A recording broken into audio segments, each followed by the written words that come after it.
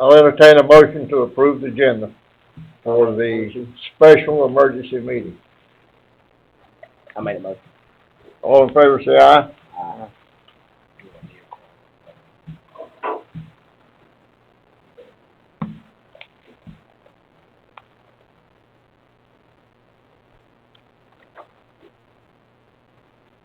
Public Works, He's Tim on- Robbins. He's on site, Mayor. He'll be back here momentarily. We'll go ahead and go to Paul. Wastewater, Paul Allen.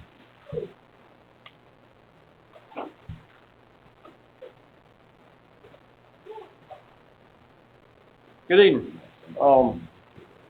It's been a rough several days. We've been trying to do a whole lot, trying to get the regular stuff done and get ready for this storm, but we've already started. We're about 90% completed getting everything off the floor, on the table, or getting ready to move it out tomorrow. All non-essential equipment will be removed from the plant. All generators and things that we're going to need or possibly need, we're going to go ahead and relocate them and stage them here in town. All the other generators, the fixed generators, they're full of fuel and they're ready to go. Anybody have any questions of Paul?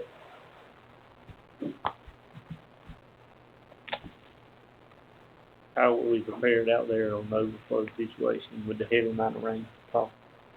We've got adequate freeboard on everything, but whenever we get that much rain, it ain't gonna matter. 'Cause pretty much what's gonna probably happen, if I had to guess, before anything else, is Hannah Creek's gonna come up through the storm drain to begin with, and then it's gonna start dumping in pretty much on us. So we're gonna be treating a whole lot of rainwater for a right good little while. And then when all the water from town finally gets out there, it's gonna come over and it's gonna be just like Matthew all over again, I'm afraid. So far as, we can have everything empty, but with that much water, what they're calling for is gonna hit us, it ain't gonna matter. But yeah, we've got adequate freeboard today. Any other questions, Paul? Chief Johnson, fire.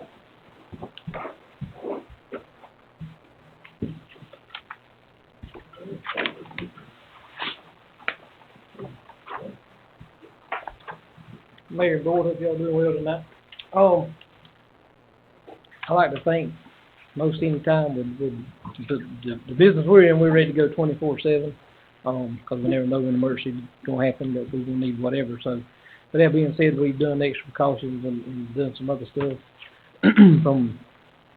Had the generator station, topped off last week. Filled the trucks up, which we'll do again sometime tomorrow or the next day,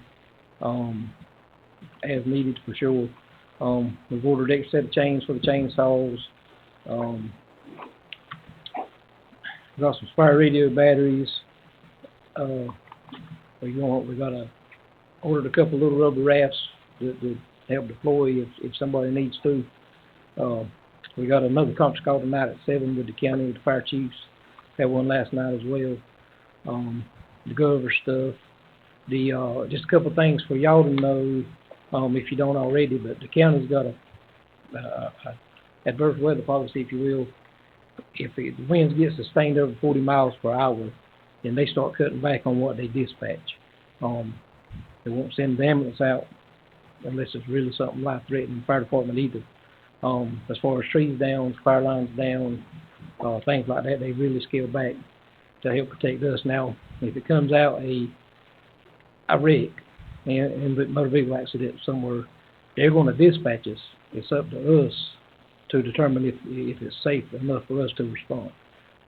They're not going to not dispatch calls. Some stuff they're going to open their EOC starting tomorrow night at 8 o'clock.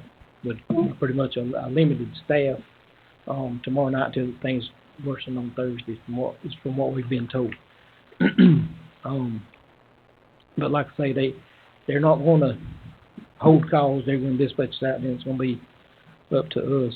And collectively, I got a meeting with the officers at 7:30 tonight, 8 o'clock with the members. And if it's really too dangerous, then if it's in our best interest, and depending on what it is, if it's something really life-threatening, you know, we obviously got to do what we can, but if it's going to be really life-threatening to us, then we're going to have to stay in the house until things calm down and get better, and then we'll go out and see what we can do from there. But all that being said, I'll be glad to obtain any questions from y'all, and we'll be at the station for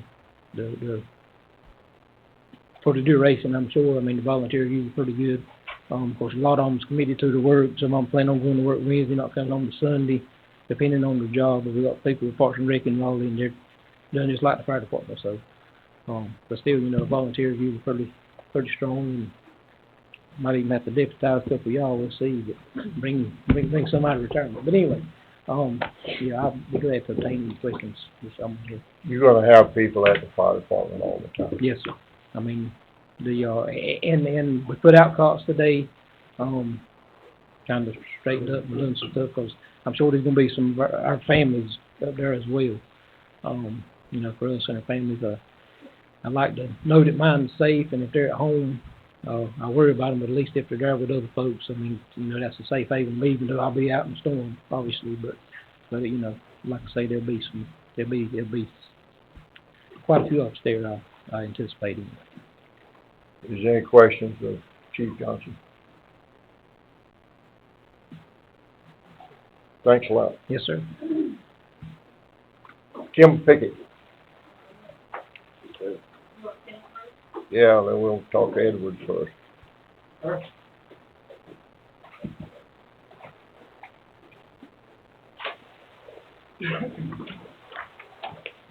Some of what I can say is going to be echoing basically what Alan said, but over the last several days, we've all met with, or communicated with our counterparts throughout the county, the police department, sheriff, emergency management, and the 911 center, either in person or through teleconference. We'll continue to do that throughout this event. We've created a 3 to 5 day plan in-house for ourselves from the police department perspective. All of our staff have been elevated to standby status as of Wednesday overnight. That'll start tomorrow afternoon about 5 o'clock. We'll be on site for as long as we need that for that. And we may make adjustments to that depending on the weather condition at the time, but that's the current plan. We believe that the effects of this storm may begin as early as overnight tomorrow, based on the outlying storms and event we just had an hour ago. We'll be responding. We had 8 or 10 calls back to back during that brief event, so we want to be prepared for that, not be understaffed. County designated site, Benson Middle School, as one of the areas where people can go to shelter locations. They did not specifically designate a law enforcement officer, so we have taken it upon ourselves to designate site equipment. He's made preparations, and again, we'll be on site there as long as we believe one needs to be there for that site to be safe. Is that going to be the only shelter? Locally. There's 4 in the county. I don't have those in front of me, I'm sorry, but locally that's going to be recommended in that. So middle school will be a shelter? Yes, it's kept designated by the county, yes, sir. We were advised by emergency management, echoing what Alan said, that once the winds sustain the 40-mile-an-hour, EMS will not be responding to any calls. And during our last teleconference this afternoon, of course, the sheriff, myself, other law enforcement agencies, and 911 all agreed that independently, fire department, Chief Johnson, police department, and I will make those decisions based on what we believe the need is and the risk versus the need as conditions deteriorate. Once they become too hazardous to life, we'll communicate that to the 911 center, as Alan said, that we will not be responding to any calls. They will, however, continue to dispatch those calls and keep a record of those in pending call status so that they can be answered as swiftly as we possibly can determine it's safe to do so. Additionally, we have a 400 megahertz system that we have had for the last several years. All those radios are charged in place in the event that tower goes down, our 800 megahertz system goes down. Communications have become lacking between us and Smithfield. We have in place that system here. What we do believe the public should expect, you should expect, is most likely you're not going to have any internet service, probably not going to have any cell phones, limited landlines, and all your digital services most likely will be interrupted. So that's why we're emphasizing that 400 megahertz system. It's going to be really difficult to communicate as we've all become accustomed to using cell And one thing, you know, in Mule Days event itself, usually cell phones get locked down. In this event, it'll be due to the storm, and communication will be very limited. We intend to remain on site at the police department. In the event that we have flooding inside the police department, we're simply going to move upstairs to the courtroom. That's our current plan. We will be on site there. Any questions, Chief Edwards? Are we responsible for transporting people out to the shelter if they need that? As long as we can do so safely, it's been our custom to do so. It's not, we're going to do it as long as we can. I've offered assistance to several, depending on the circumstances and situation. And we've got some elderly, we've got some people that's in contact us about in the event that they have medical needs, of course, we'll work hand in hand with the fire department and others in order to do that. But yes, sir. How many people were accommodated with that? I don't have that number. I can give you a point of historical reference on that. From 2 years ago, we had 78 people spend the night here in this facility for over 36 hours because the roads were impassable to Benson Middle School. That is a certified site for us, and we know that we had roadblocks, so internally our staff had that conversation. So we are prepared here with, for example, items like emergency blankets and contact solution and baby products, things like that, because we had 78 people that were taken off the expressway and brought in here, and we couldn't pass Johnson Street. You couldn't get down 301. You couldn't get to the middle school. So we have a backup to that contingency. So in the event that we can get there safely, we would help those folks get to there, but we're also prepared in the event that we can't get there. Any other questions? Thank you. Now Kim Pickett.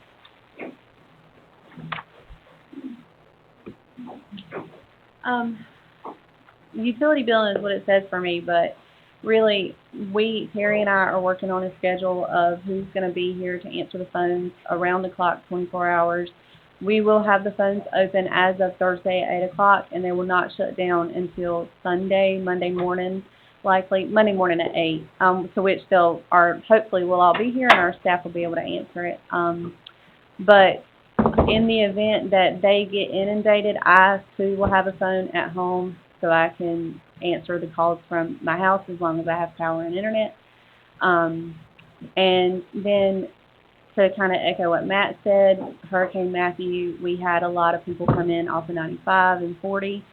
So I have made sure that the supplies are updated for any overflow that we get here who cannot get to the middle school. I've also ensured that the electric department is going to be our main hub where every public works, electric, wastewater, that's where they're all going to meet.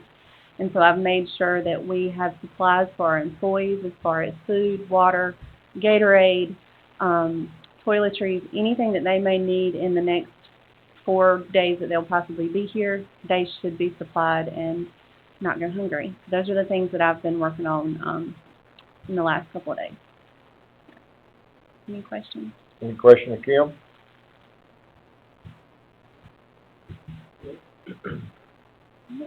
Thank you. Tyler?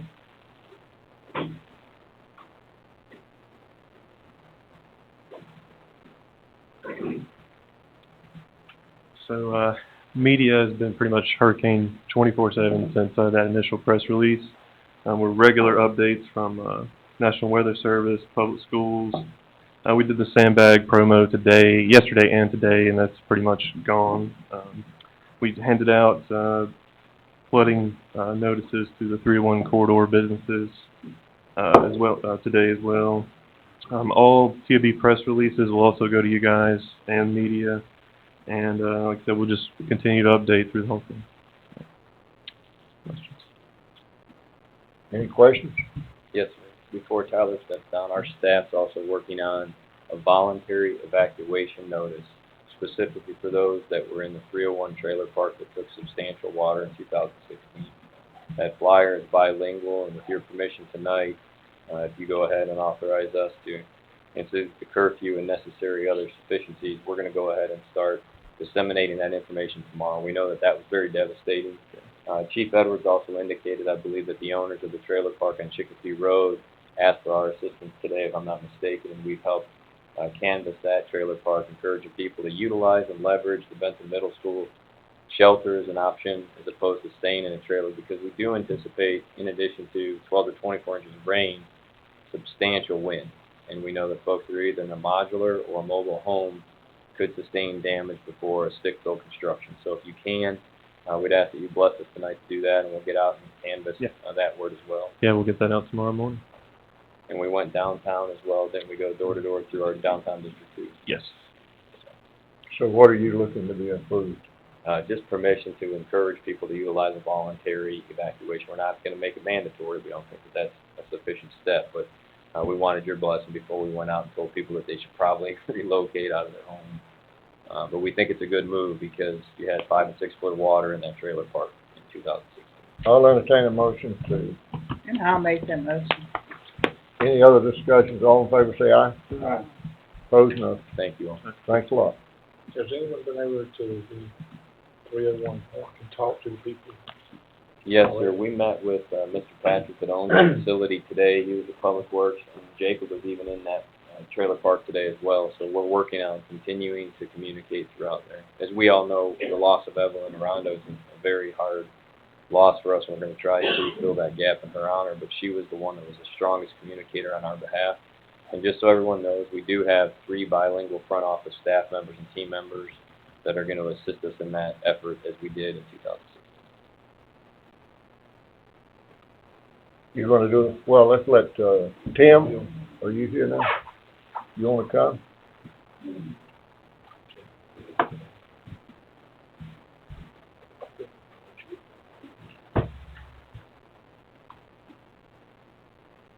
Public Works is making every effort to be prepared for this event as well. We've mobilized 4 contractors and prep for debris cleanup. We've got, and this is roughly what's available to us. It could be more via these 4 contractors: 5 skid steers, 9 dump trucks, 2 large wheel loaders, and 2 to 3 mini excavators. Multiple men and chainsaws available to remove debris, get streets open, get things uncovered as quick as possible in the event that we have heavy wind that would lay down a lot of trees. So I feel like we're pretty well prepared to deal with the aftermath of the storm and the event of heavy wind and vegetation down and things like that. We've been in preparation through Waste Industries, CLS, Chuck Lee Services, that does our yard waste pickup, as well as my staff. We've been sweeping the town, getting up yard debris, any debris, actually, anything that could become a projectile or a floating object that could stop up a storm drain, cause problems on the roadways. So we're really just clean sweeping the town. We started running the sweeper truck today. It'll sweep all day tomorrow. So we're opening up and making as available as possible all the storm drain inlets, the gutter space, anything to move water. We've had, I think, 3 or 4 loads of sand brought in. Thousands of sandbags have probably been produced since yesterday at noon. So we're hopefully prepared. We're doing everything we know to do in front of the storm, and hopefully are well prepared to deal with the aftermath. Well, the debris that was gonna be picked up on Monday, so all of that's been picked up now, and It has, as typical this time of year, it's being generated as we speak, which can be a challenge. We've tried to communicate with people to just hold back, but things are going out to the street, so we're getting stuff up as quick as we can, any and everything. We've even gone down some alleyways with pallets and things that may be behind the building. We're getting this kind of stuff away, anything that could get caught up in water and floating down the street. We're taking everything away that we possibly can. okay. Any questions of Tim? I know there was a couple of localized flood incidents this afternoon in a couple of known areas. Is that problems that are being addressed, or is that just beyond our control at this point? They're problems that are beyond our control. The storm drains and all the drainage system on Main Street were replaced by DOT earlier this year. All of those pipes in that system were upgraded from a 12-inch terracotta to a 15-inch concrete pipe, so you've got a larger capacity pipe in place. We've got capability to move more water today than we did last year this time. That being said, it's not enough to move the amount of water that you would get in the intense event that we got this afternoon. That's the case with a lot of pipes. And I don't know that typical design standard, that if you follow a typical design standard from municipalities, I don't know that you would have a pipe in place that would handle the type of event that came this afternoon, or the type of event that's most likely coming to it. How much rain did we get today, you know? I do not know. I've not seen a record of it. I know there was a lot.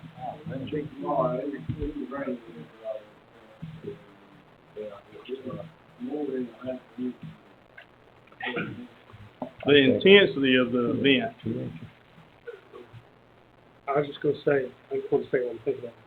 My office is one of the ones that it didn't flood, but it almost flooded. It came right up to it, and things going down Main Street were just making waves come hit our front door. And it's nobody's fault, but it's very upsetting on me. But I kind of, as I thought about it more, it's given me an opportunity, and I hope everybody else can do this, to say, I'm at a weak point. I need to do something about it. I'm planning on, I don't know if it's going to work or not. I'll just tell you what I'm going to do. I've got 5 doors. I'm going to go get plywood and fit them in those doors and put some rubber around it, and if I put seal around it, and then put sandbags in front of it and try to make it like a dike. And I'm gonna do what I can. It's made me this afternoon realize I need to just not halfway do this, because or I'm gonna be in 2 feet of water.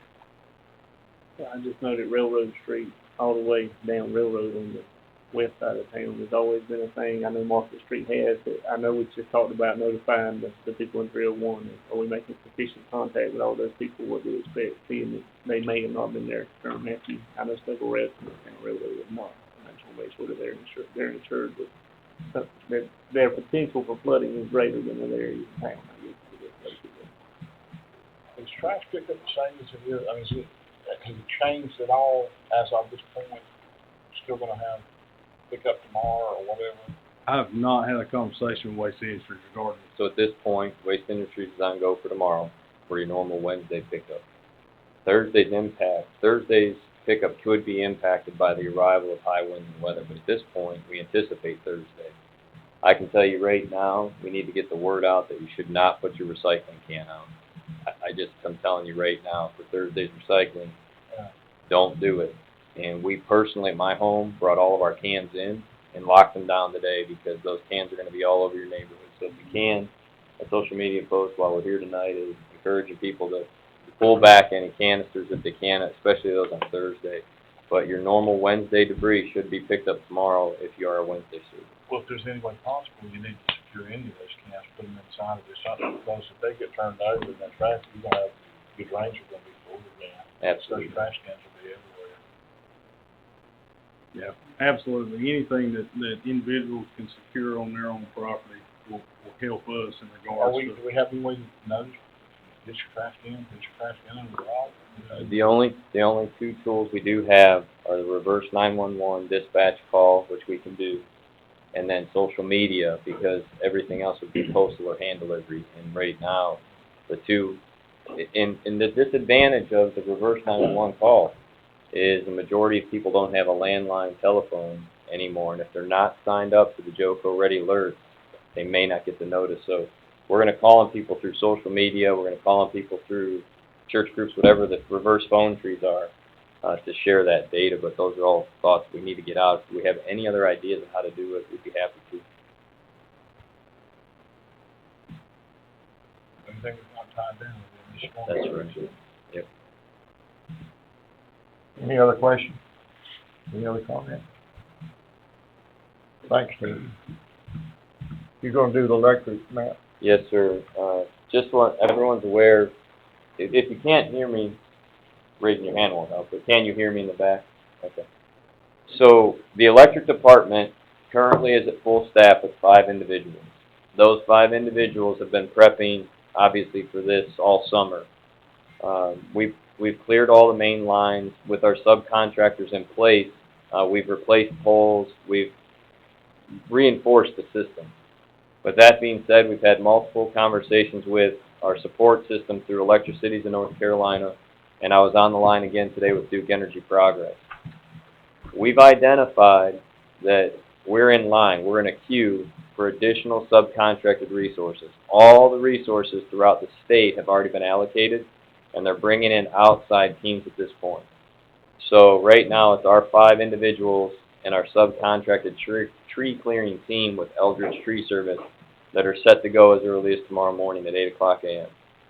We are fully prepared to be here from tomorrow at 8 o'clock through the duration of the storm without going home. We do, as Ms. Kim indicated, we have food available to our staff and opportunities in areas for them to sleep that are designated. We also want to remind folks that if we do have a massive power outage, that based on the conditions, we can't get out into adverse conditions and risk the lives of our individuals.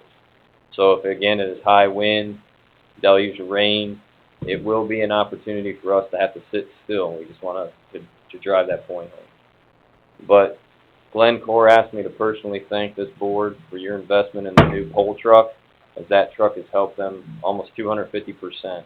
The ability for those folks on our staff to put up and replace equipment with the new truck is 1 to 2.5 times faster. So that will be a benefit to us. We will also have eyes in the sky. When we say that, we're utilizing and leveraging our smart grid technology with the electric department. So as Ms. Kim indicated, in addition to our teams answering those telephones, which is going to defray the call volume to 911, we will have teams of individuals with backup generation sitting in our electric department monitoring NextGrid, and we will be able to communicate real time to the folks in the field. When we did that in 2016, it was a substantial shift in operation. We also have the capacity of greater than 60% of our residential apps to control, turn on and off power in the event that somebody has an issue. A busted mast, we had a flooded basement story in 2016. In a majority of those locations, we do now have the capacity to turn you on and off remotely, which would save having to pull a person off a tree, a bucket, a line, and send you over to a personal cutout. So we'll leverage all of those points. That's specifically, I think, the coverage for the electric department. Do you have any questions that I could answer? Because you have 5 fully geared up and trained personnel in position today, where during Hurricane Matthew you had 2. We're very thankful for that, and we appreciate the board's investment in those human resources and tools.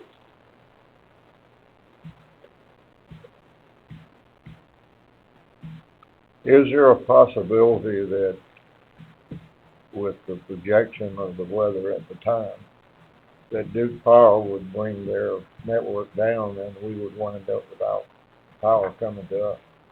I had the conversation today with Mr. David Lassiter, who's our county emergency liaison. The primary purpose of his phone call was to make sure that Duke would be in full support of the town of Benson, specifically to maintain power to our shelter location, which is Benson Middle School.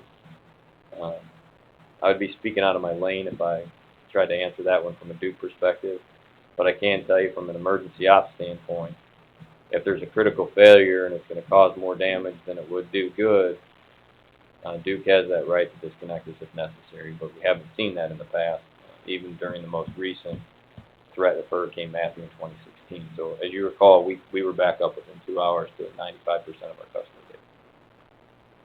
So I don't know how to answer you on that one, Mayor. Did you cover the town manager for Not yet. Chief Johnson wanted me to indicate to you on the locations that are out. You currently have West Johnson High School, which is a pet-friendly location, Benson Middle School, and then First Baptist of Smithfield is the 3rd location. being held at bay as an auxiliary if necessary, we believe at the Clayton High School. That was what EOC indicated us on our preliminary phone call. So again, it's West Johnston, First Baptist of Smithfield, and then Benson Middle School. Keep in mind that 2 or 3 of those locations are served by Duke Progress. It's just our location that's served by the town of Benson. So we're going to work to maintain services there. Again, our major concern is the inability to get to the middle school based on some of our surrounding topography. And again, this will serve as an unofficial backup site. So we have backup power here and backup power at the fire station. And when we were through the tornadoes of 2011, Matthew in 16, the ice storms, and even the threat of Irma in 17, both of those locations maintain power. So if you have folks, family, friends that are either on oxygen or in need of those services, please let them know that we would have the capacity to take them in and serve them well. Our goal is to make sure that we protect life. The big note from our insurance adjusters and from our teams are document. If you can take photographic or videographic evidence of whatever it is you have, that's important. Any items that you can get up, make sure they get them off the floor. But remember, if you're talking about personal property, it can be replaced. Let us serve to help you to protect life. And if we can do that here in this structure, we're going to do that. The fire department, we're going to do that, and also Benson Middle School. And again, the Commissioner asked us a good question earlier. We are going to go out door to door, and when we need to, we're doing everything we can in both English and Spanish. With that being said, our request is to shut everything down as early as 5 p.m. tomorrow night. We think it's proactive based on our entire staff met together, our entire emergency team, and that beginning at 8 a.m. on Thursday, we want only those reporting to Town Hall that are in emergency operations capacity. Now, there should be sufficient of enough of us around that if we can keep the door open for any particular purpose, we'll do that. But I want to be clear that we're not going to be establishing new service and keeping the library, museum open, things of that nature. And we surely aren't going to be out doing building inspections. We saw a big rush in that at the start of the week, and we've canceled those processes Thursday and Friday. Folks were asking those questions. And then the next question I think you all probably get is what's the status of mule days look like? So we believe that this storm is going to start running us from about Wednesday night with high winds all the way through the start of the week on Monday. So as Ms. Kim indicated, our goal is to rotate out. We're looking at 8, 10, and 12-hour turns to make sure we're here 24 hours a day, and that gets us through the start of the week. We would ask that we remain focused on Florence, and then we will deal with Mule Day starting next week, because we know that if the sky's clear and the sun comes out, people are still going to come out for Mule Days and they expect the town to be cleaned and prepped. And at this point, we're preparing for both of those. What we joked about a year ago was a natural disaster and potentially a man-made one. And so we're going to work through Hurricane Florence first, and then we will shift gears as a staff, and hopefully those that were rested during the weekend will be the first wave coming in to relieve some of us that worked over the weekend period on Monday, Tuesday. So that's our current approach today. Again, want to reiterate, pet-friendly site is currently advised as West Johnston, and a backup to the backup is here at Town Hall and or the fire station. Is there anything that we may not have covered that is of question or importance for this team or those that went through it with us and those y'all have lived through them before? These are not fun experiences. No, but so if we do have individuals that are using oxygen or any other DME equipment at home, we do have the capabilities of servicing them here. We believe that we can help them here easiest and at the fire station. Please know that those folks are on a targeted list for reinstation of services if there's a choice between A and B, but ultimately it usually boils down to an entire block or transformer. So it's not like we can go turn the power on to one particular apartment before we do for an apartment complex. So yes, ma'am, we would anticipate supporting them here as we did in 2016.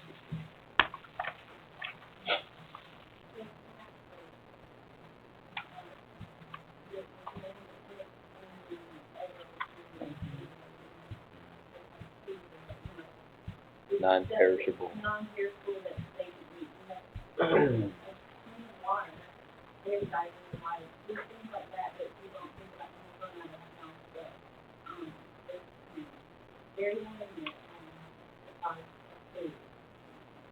And on our press releasing and data that went out, we want to remind folks what you should include in your preparation list, such as water, food, toiletries, blankets, ponchos, and other convenient items like diapers. All those are things that you want to have, and sustainable items for you for a 72-hour period is the minimum. Batteries for flashlights, backup radios, things of that degree. And there's also just different things that folks can do if they're anticipating long-term power outages, and that's obviously not opening and closing your refrigerator often. If you have a deep freezer, the more full your freezer is, the colder those items stay for a longer period of time, and don't open them. And what they call life hacks or just shortcuts.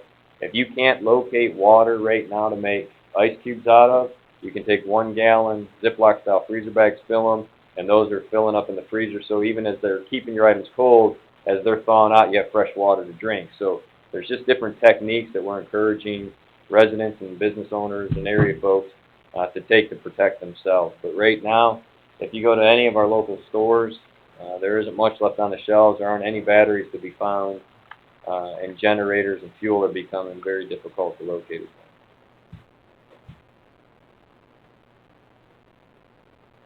Any questions of Matt? I have a question. I don't know, this might be affect some people. Is there a plan for when 40 is going to turn into both left lanes? How far will that be? Has anybody got any idea? That has not been shared with any of us in emergency management as of yet. But we know that there were mandatory evacuations beginning on the coast as early as yesterday at 12 to 2 o'clock p.m., and we're continuing to see that change. But has anyone else seen those notices, Chief?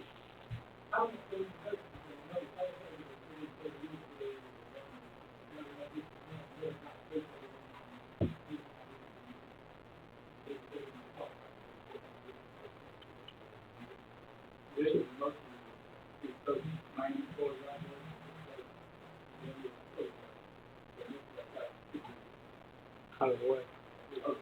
I'm telling you.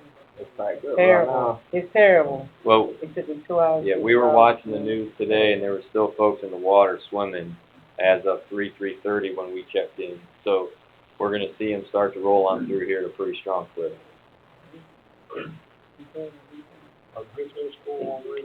Yes, Commissioner Johnson's asked a great question about the status of our hotels, and so we were trying to secure rooms for staff and for subs, and the Hampton Inn was already locked out. And unfortunately, there is a large-scale local wedding slated for this weekend, and I'm not yet sure has been canceled.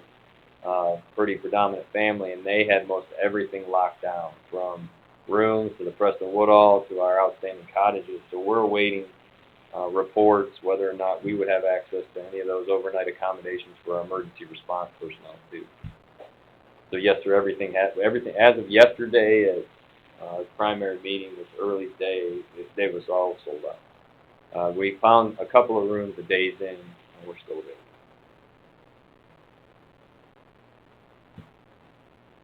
Any other questions?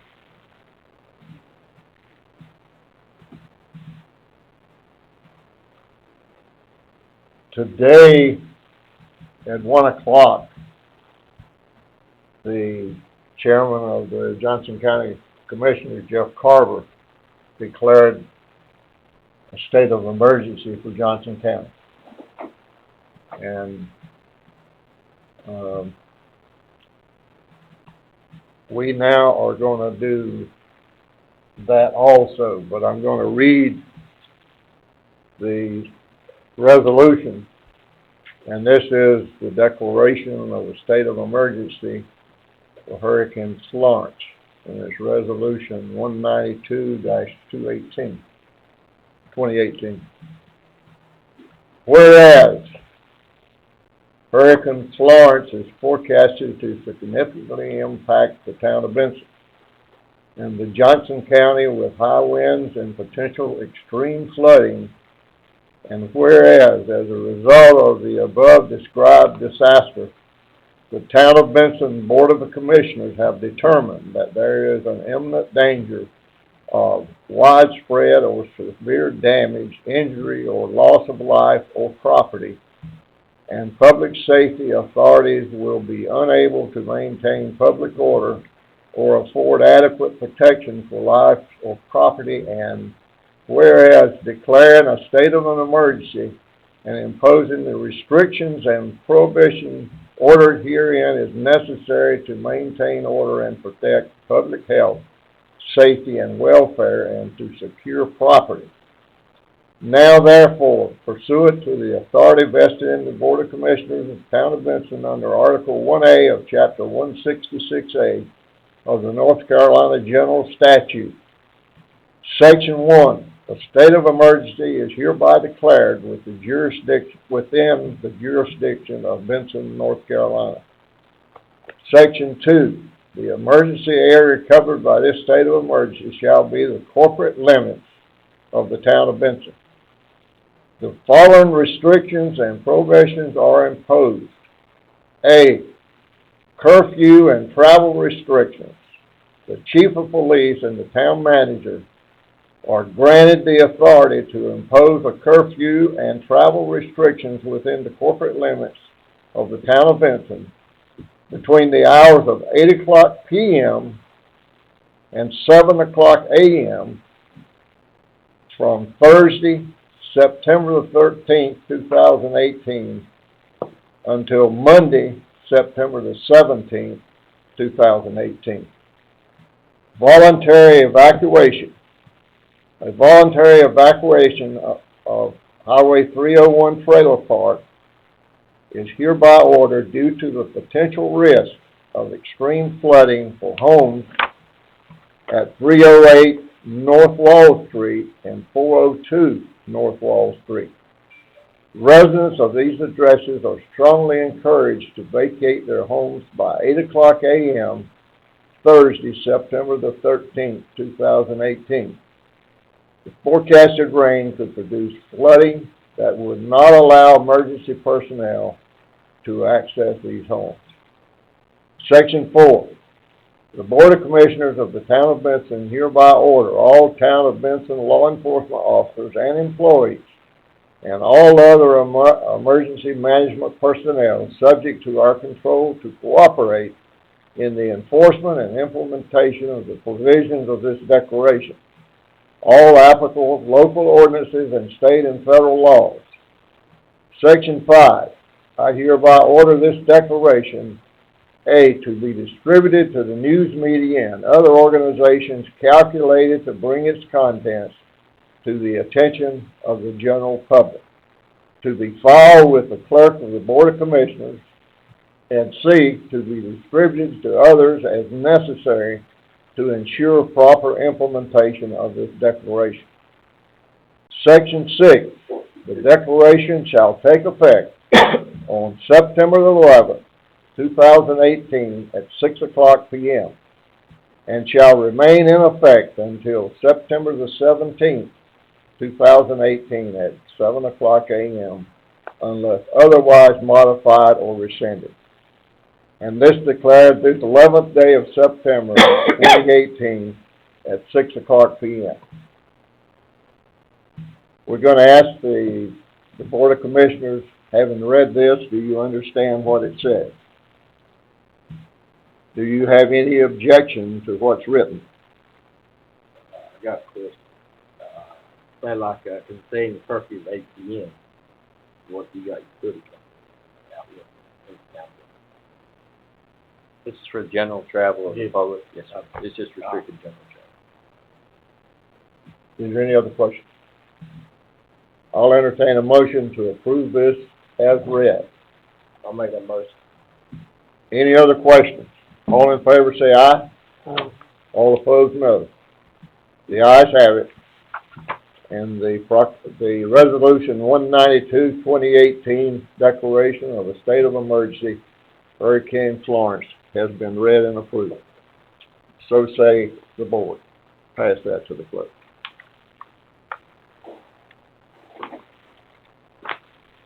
We'll now open up for any questions that the Board of Commissioners have first.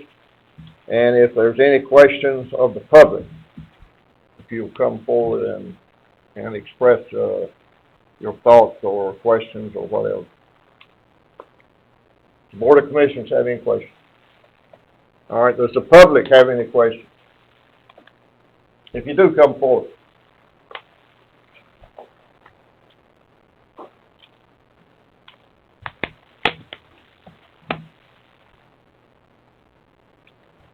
Gentlemen, my name's Joe Thornton. My son's on TNT over there. I would just like to kind of get brought up on to where we're at on storm drainage. Tim was out there this week and he told me that he had, correct me if I'm wrong, that it had been backwashed with the jets. All right. What I'm trying to figure out, if it's been backwashed and we got inch of water this afternoon in 30 minutes, I won't in town. I'm asking for those that was in town. I didn't look at my lead yet. It was above the curb on Main Street, that's all I know. In the office, I know it was above the curb, so I'd say it's probably a few inches of water. A couple of inches of water? It'd be very hard for us to estimate. We got a substantial amount in about a 30-minute period. Well, with this system that I see that's coming in with all this water, I'm from the country. A pond can be 10 foot deep in the middle, but the water is level. As you walk down, it may not be the 6 inches deep. The point I'm getting at is, we had some vehicles this afternoon. I don't know what's going on with the storm drains and whatnot, but they're not taking no water. And it may be because I understood this gentleman over here, the system was backed up again.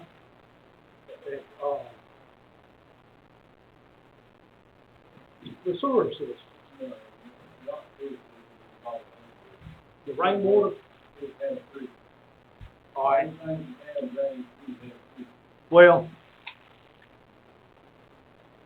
what we need, for one thing that would help, this afternoon we had guys on big trucks coming through. All right, and they were pushing water. The water had already got up to the first step. All right, and with these trucks coming through, now I ain't talking tractor trailers, I'm talking 4-wheel drive pickups and this, that, and the other. They were coming through, was on the verge of pushing water over the limit into the front door, and it's been in the gym. We got the flood insurance. I'm not worried about that. What I'm concerned about is this system seems not to be taking any water, because I stopped by late one night and another officer had hydroplaned out there on 301. When I stopped by, I said, well, let me stop by the gym. It looked like Lake Benson out there. All right, and I went to the drains, and the drains is just sitting there. They're not taking any water. So this afternoon, I got down because I'm soaking wet. I got down, I pulled the storm drain off of one of the storm drains down on the corner. I took a shovel and went down and scooped up rocks and dirt. I noticed the water beginning to churn a little bit. So I kept on, and I kept on till before I got the shovel down into the drain. I couldn't push it no further because it was like I was hitting, I don't know what I was hitting, but I could not push the shovel no more because, and I'm wondering what's blocking the drains, because the water finally succeeded 3 weeks ago from the other one, and it finally receded this afternoon. But with this system coming in, Benson's going to be looking like a lake. If our system can't take this water, we'll part off to be 10 foot, but the water's going to be level. and the water was leveled last time when the last hurricane came in. Carly C's and 301, and that section over there got flooded. And my understanding, if I heard Dr. Rayner correctly, you had some water issues today that you didn't have before. Am I correct on that? No, the last time it came right up to the doors and stopped. Today it came right up to the doors and stopped. I'm sorry about It came right up to the doors and stopped last time, and this time it came right up to the doors and stopped. Came right up to the doors and stopped, okay? Now, can we imagine what it's gonna look like with 24 to 48 hours? I'm not here complaining. I'm trying to figure out what's going on in our city. Where do you live? Well, we got TNT, the business is, my son's over there at Okay. TNT, the whole show. Okay, I know who you're talking about. All right, and if the police could help us block that street off, keep these trucks from going through there, because I know it's gonna get bad. After I saw what I saw this afternoon with water that fell in a short amount of time, and we're looking at this storm coming in here, nah. It's gonna look like a lake. Tim, will you work with him to see what can be done that, over time and see if you can help it. I know that's one of the places that floods down in that bottom. Well, the whole railroad side, to be honest with you, all the way to the old Chevrolet place was a lake. And I'm just saying, with this system that I see coming in, Carly C's and the rest over there, water's going to balance out and it's going to be level. It may be 10 foot here and 4 foot over there, but the water's going to be level.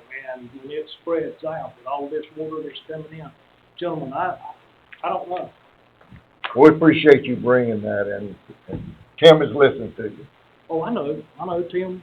I don't have to talk to you. Thanks a lot. All right. Any other public comments?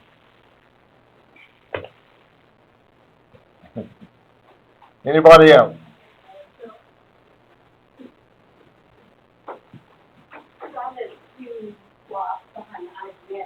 What's your name? Maria Lopez, my apologies. I live 2 blocks behind the IGA right there off 301. And You give us your address. 601 South Ryle Street. And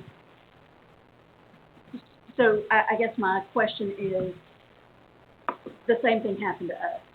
People started to drive through there because that's the throughway that they're used to coming from, where the old Walmart and now the dollar store, to come to that neighborhood. So is there a projected blocking of those roads? So, I mean, because it was the middle of the yard and 2 cars went through, and then it was the middle of the living room. Okay. Well, let's take a look at it, and the clerk has your name and address, and we'll get back to you. Okay. I have, that's exactly what happened in our office. What they're saying too is cars can go by, trucks go by. Maybe, I'm just spitballing, but maybe we could put a 5 mile an hour speed limit or something, or put some kind of notice up there somehow to say you can't drive 2 miles an hour down the street or something if you're driving down the street this fast. Yeah, no way to go. Yeah.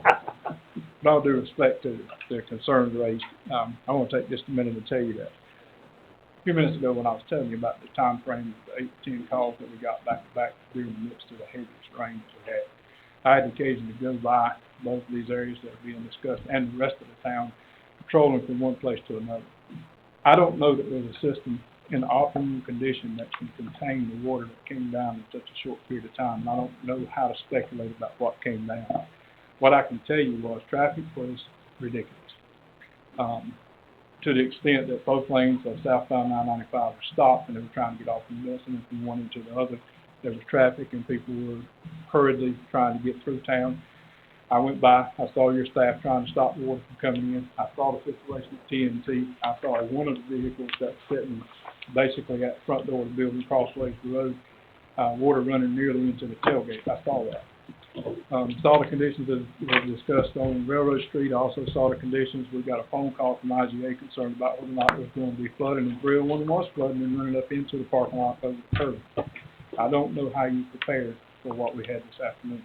What I can tell people is that when we recommended that they make preparation for sandbags and different things, that is going to be the course of the next 24 to 36 hours. And I see the town staff diligently working. We get out, we try to help clear those drains as best as possible, but some of that debris is traveling at great speed and at great distance down to where those drains are at. And in my opinion, what we can do is continue to monitor. I don't disagree with anything that's said up here. I just want you to know, we all saw the rain. We were in it, working, and the entire town was that way behind the grove. I went to the Food Line parking lot. There was some concern in the Food Line parking lot because the water was so deep. I got out of the truck, my shoes were wet. It was about above my ankles in the Food Line parking lot, which is a higher area. So all over town was flooded. It wasn't just concentrated in that particular area. And I wanted to get up and share that with you just so you were aware of what we were doing. I don't know under optimum conditions that a system could take as much water spilled that rapidly. Thanks, Chief. Yes. One thing that we also did, Glencore and I made a personal visit to Food Line, and this is a conversation that's applicable to others in the room and space. Food Line asked, are we going to be able to send pumps? Are we going to be able to assist them? The answer to that question is no. That each business and resident must take caution, evacuate and prepare early. Food Line has a sunken system that, although they have a backup generator, their utility room is a lower level grade. And they were taking steps today and tomorrow to protect their switchgear and equipment, their $50,000 transformer, all the items that are in their personal, private, business. So we worked with them as best we can. Our responsibilities at this point are going to be try to protect the folks that are out and about in that system. There aren't going to be substantial enough pumps, and once you start pumping water of that magnitude that we see in front of us, there's going to be really nowhere to put it. So we're really at God's mercy as we roll into, I think, Friday into Saturday, looking at those predictions that are directly in front of us. We just need to tell people, if you have a higher ground to get to it. If you have the capacity to move your vehicles up and out of a low area, you need to do that now. If you don't, start to make arrangements with either your places of worship, friends that you have, or try to get towards the western side of the state. I'm not trying to be a chicken little, the sky is falling, but I don't have a very good feeling coming into this one that there's not much we as a staff are going to be able to do for our constituency once it gets here. And Mayor, I don't know how else to frame that, but if there's more that y'all think we can or should be sharing so we can get that message out, I think we need to do that. Any comments from the board? Does anybody need to take a break before we start the regular meeting? Yes. All right, let's take 5 minutes.